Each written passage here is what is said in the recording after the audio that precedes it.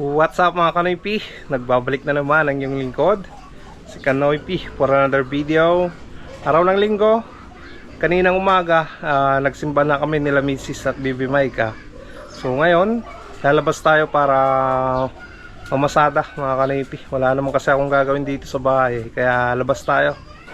At ipapakita ko sa inyo muna yung mga Kanoypi, yung nabili ko na na manok, pandagdag dito sa aking mga alaga dahil nabawasan tayo ng mga alaga dahil namatay mga Kanoypi. So ngayon nandito yung binili ko na mga manok. Bali 2 months old mga Kanoypi yung binili kong manok, at nakita nyo naman sa short video sa in-upload ko. So doon tayo bumili mga Kanoypi. Ayan, nandito. Ayan mga Kanoypi, yung mga 2 months old na Tickled White. 25 piraso to na nabili ko mga Kanoypi. Ayan, sigla yan mga Kanoypi. Bali dito ko lang nilagay mga Kanoypi, diyan. Gumawa lang ako ng tolda, tapos nilagyan ko ng insulator. Wala kasing pwesto na paglalagyan nitong kulungan na to, at dito ko muna nilagay dahil syempre bago pa mga Kanoypi. Mahirap naman na ihalo natin agad doon sa sa mga nangingitlog na manok, at syempre hindi natin alam yung lugar na pinanggalingan nila, kung may virus mga Kanoypi. Mahawa pa yung mga nangingitlog kong mga manok, di ba? Kaya dito ko muna, siniparit ko muna. Pero pag tumagal na mga Kanoypi, ilalagay ko din doon sa sa gilid nung kulungan nila, yung mga nangingitlog na manok. Ayan, doon natin ilalagay itong kulungan na to. Doon ko ipipwesto mga Kanoypi. Sa ngayon, temporary muna na dito sa sa gilid lang. Ayan, yan ko muna nilagay na.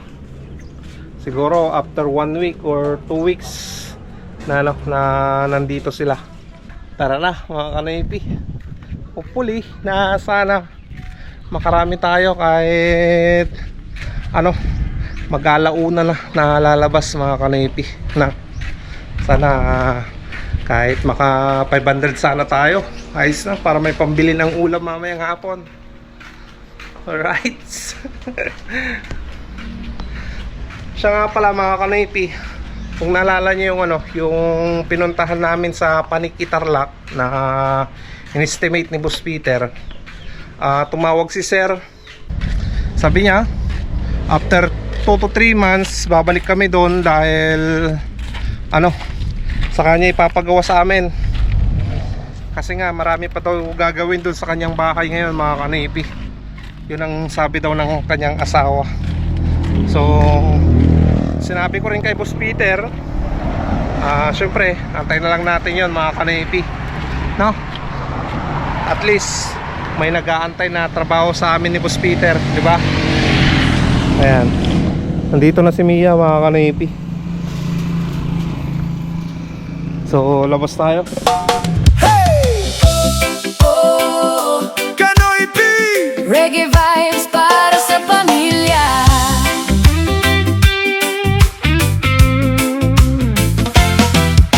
Maagang gumigising bago pa magliwanag, hanap buhay na'y walang katulad. Tricycle man ang minamaneho, para sa pamilya todo serbisyo. Ayan, nandito tayo sa Bakag mga Kanoypi. Ganito. Ayan, may pasayro tayo sa kabila. Puti na lang mga Kanoypi, may pambuhay na mano na tayo.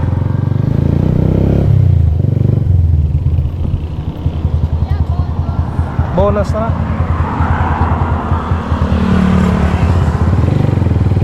Bonus.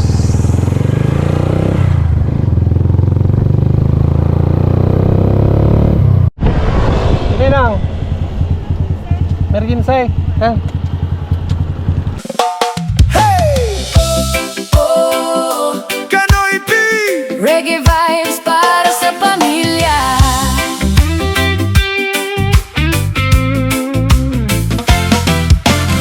Maagang gumigising bago pa magliwanag, hanap buhay na'y walang katulad.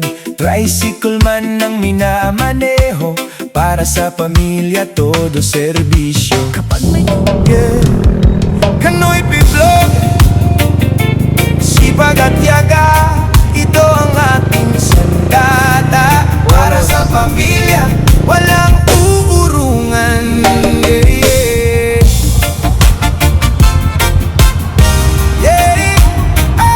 Kanoy Vlog, pagising sa umaga, hawak ang manibela. Tricycle driver, umaragas ang pag-asa. Bawat pasada, pawis ang... Ayan mga ka-Navy, natid na natin yung dalawang pasayro natin. Isang bonus at sa dito sa hospital. Bale yung kakatid lang natin dito, binigyan naman tayo ng 100 pesos. Tapos yung isa kanina nagbigay ng 25 pesos mga ka-Navy. Alright, hanap ulit tayo pa bago.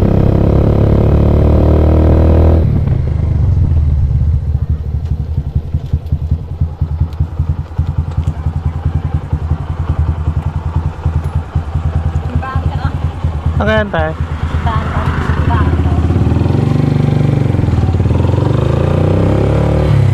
Simbahan.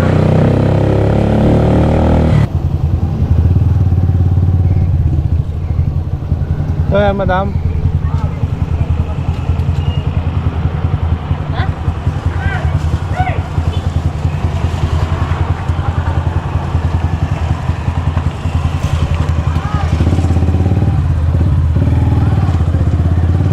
Ayan mga ka-Navy, kumita tayo ng 50 pesos ulit. Kanoy Vlog, sipag at yaga, ito ang ating sandata. Para sa pamilya, walang uurungan.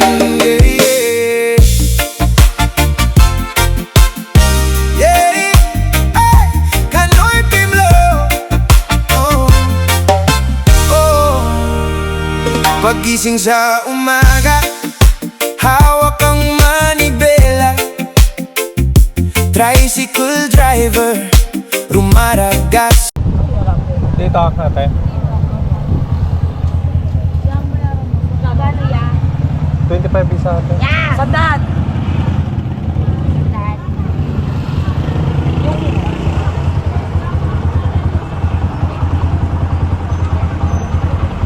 Thank you.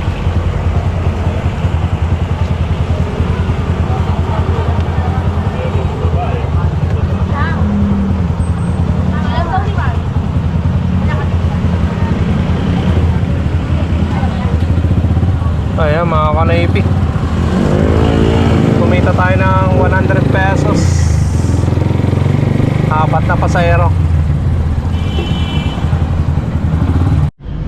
Ayan mga ka-Navy, labas tayo dahil pila natin dito ang tagal. Nasa dulo pa tayo, pinakalas, eh hindi pa makapagkarga yung ano, yung nasa unahan. Kaya lagarin na lang tayo mga ka-Navy, baka sakaling makachamba pa tayo dyan sa daan, no? So let's go.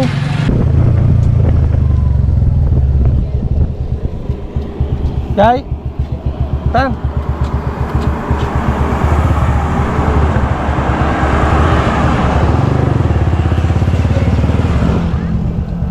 PGL.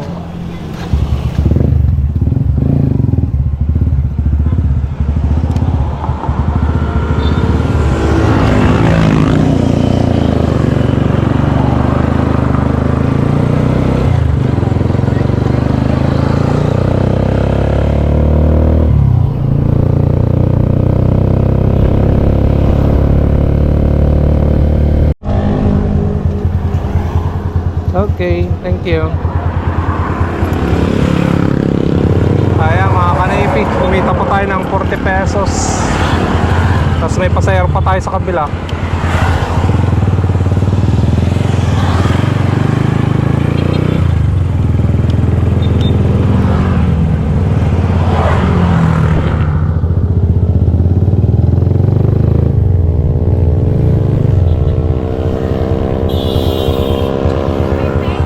Tayo. Tayo.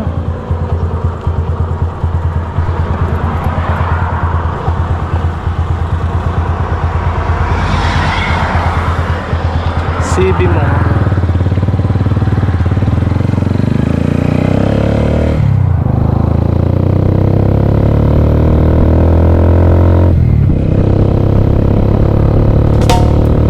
Yeah.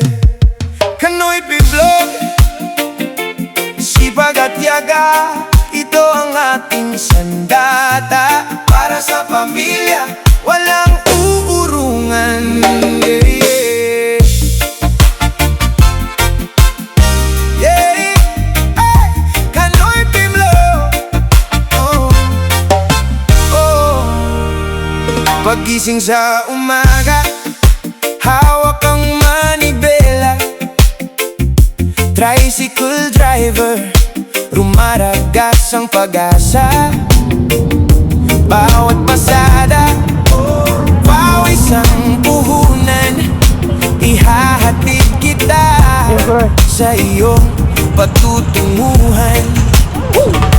Hindi natatakot sa dumi o sa pagod, basta para sa anak laging. Ayan mga kanaypi, kumita pa tayo ng 40 pesos.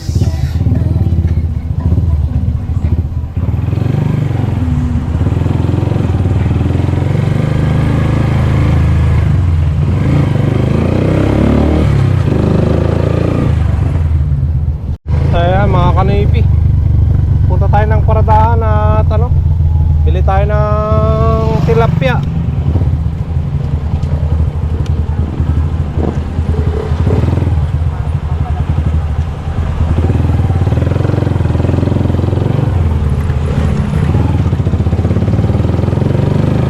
Ulam namin panggabihan saka almusal na rin mga kanaypi. Let's go!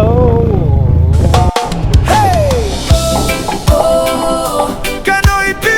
Reggae vibes para sa pamilya.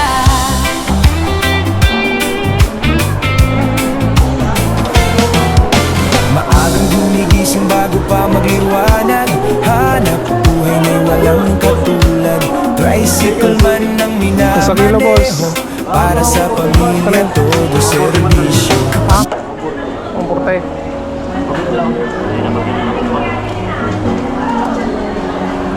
Yun na yung... Tama lang.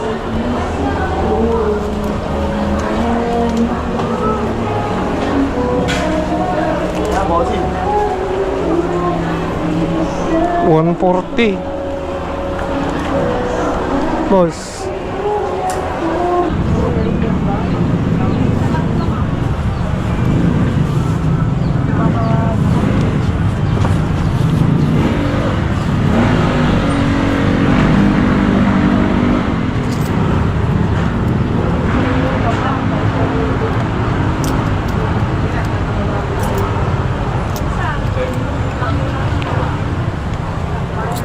Kabilang man, sakto.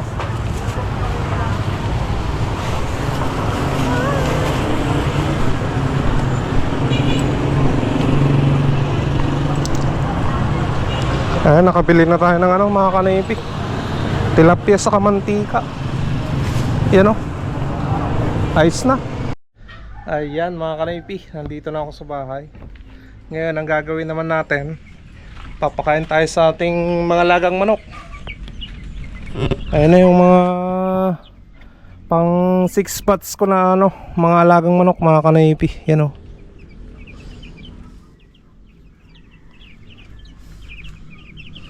Alright, lalaki na nila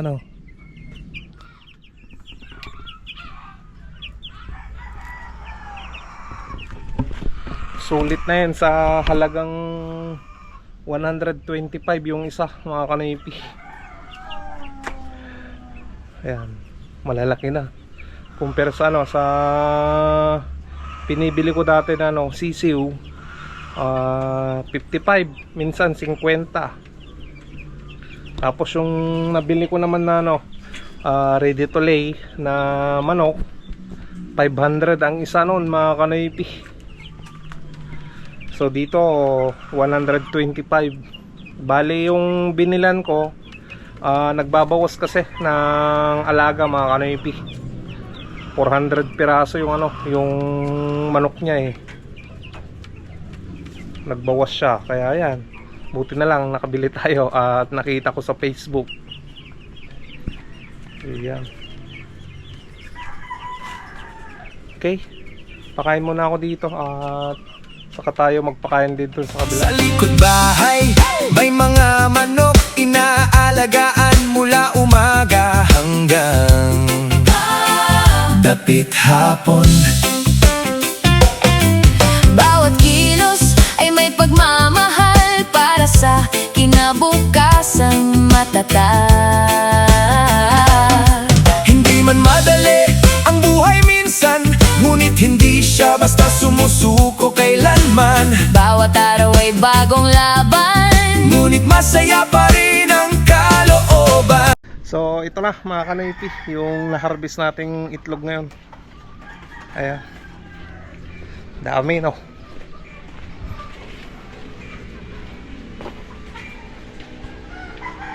Ayos. Ayan, ang lakas na ng ulan mga kanoypi. At trapal lang yung nilagay kong bubong ng mga manok na maliliit. Ayan o. Ayan, dinubli ko na ng trapal mga kanoypi. Buti may extra pa ako. Hindi na siguro sila mababasa dyan dahil may insulator pa dun sa loob eh. Ayan. So hopefully na hindi na sila mabasa no. Mahirap kasi pag nabasa sila ng ano, tubig ulan, baka magkasipon sila. Ayan. So dito ko muna tatapusin ang vlog mga kanoypi. Maraming salamat sa inyong lahat, sa suporta, sa panunood, sa no skip ads sa ginagawa niya. Thank you so much. Kita-kita na naman tayo bukas. Stay safe lagi. I love you all and peace out.